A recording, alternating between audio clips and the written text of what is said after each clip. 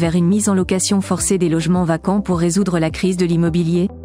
L'impact de la crise immobilière en 2023 se fait toujours ressentir aujourd'hui.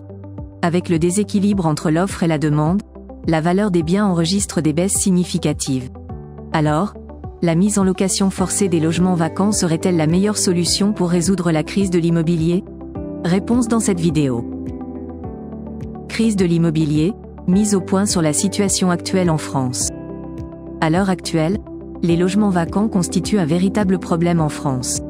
Pour mieux comprendre, sachez qu'il existe deux types de vacances de logement. La vacance frictionnelle est moins inquiétante. Cela signifie tout simplement que le bien reste inoccupé juste le temps que le propriétaire trouve un nouveau locataire ou un acheteur.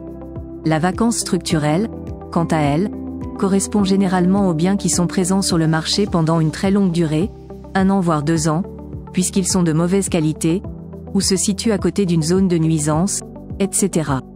Depuis plus de 2 ans, le nombre de ces logements a connu une hausse non négligeable. Or, cette situation contribue indirectement à la hausse des prix de l'immobilier.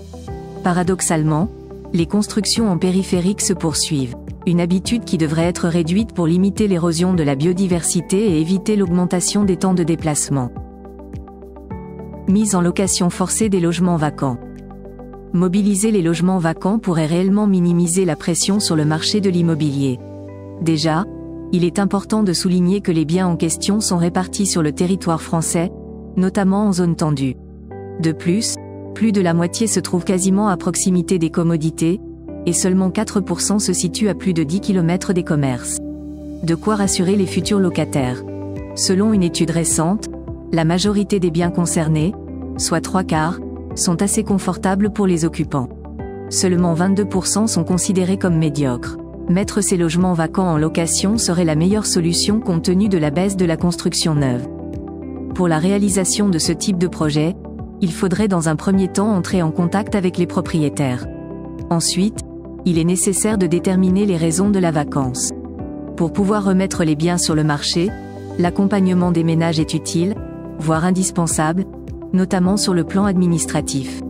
Le but étant de les aider à remettre leurs biens en état et à les rénover.